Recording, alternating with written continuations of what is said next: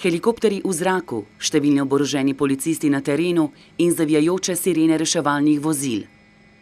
Prizori, ki jih v Sutherland Springsu še niso doživeli. Prebivalci te majhne in povezane skupnosti so po napadu, ki je terjal najmanj 26 življenj, v šoku. V teh težkih trenutkih se postavlja nešteto vprašanj. Why this church? Why would you do this to people like that are just praying? They're just worshiping. Why would you attack them on a Sunday when they're defenseless? Tragedija je neusmiljeno zarezala v skupnost. Skoraj vsakdo pozna nekoga, ki je v tragediji izgubil življenje. I don't have much to say except for it's very devastating and it's hard to hear the people you know were hurt that bad and that died. That's why I hear children you knew.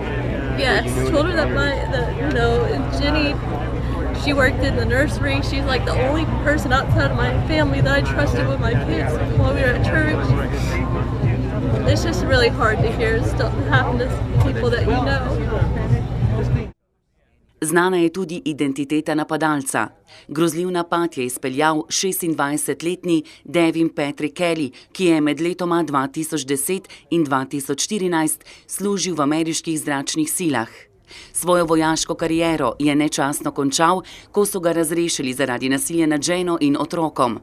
V nedeljo je v popolni bojni opremi in z neprebojnim jopičem vstopil v cerkev in pričel streljati. As he exited the church, a local resident grabbed his rifle and engaged that suspect. The suspect dropped his rifle, which was a Ruger AR assault type rifle, and fled from the church. Our local citizen pursued the suspect at that time. I did what I thought I needed to do, which was they said that there was a shooting. I pursued and I just did what I thought was the right thing. You know there were more weapons in that car. You possibly stopped them from killing other people. I didn't know that. Samo nekaj minut kasneje so policisti sporočili, da so v vozilu ob cesti našli mrtvega napadalca. At this time, we don't know if it was a self-inflicted gunshot wound or if he was shot by our local resident who engaged him in gunfire. We aren't sure if the guy died from the gunshot wound or if he died because he flipped his vehicle out there. We just know that he got hit by our friend. And that's the only reason that it stopped the guy, because the guy, I guess, wasn't expecting that, one of us around here is going to come and stop him.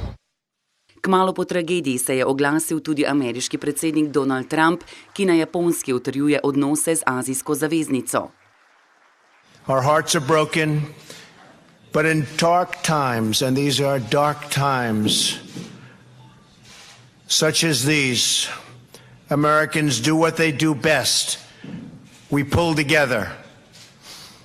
We join hands, we lock arms, and through the tears and through the sadness, we stand strong, oh so strong. Nova tragedija se je dotaknila tudi številnih filmskih zvezdnikov, ki so se zbrali v Los Angelesu na podelitvi hollywoodskih filmskih nagrad. Very tired of Americans dying senselessly. Very tired. That's all. We don't need your thoughts and prayers, Mr. President. We don't care about that. What are you doing to stop this shit?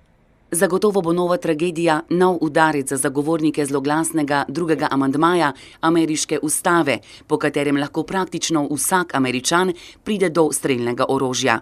Napadalec je namreč puško, s katero je povzročil pokol, kljub nasilni preteklosti leta 2016 brez večjih težav kupil v San Antoniju.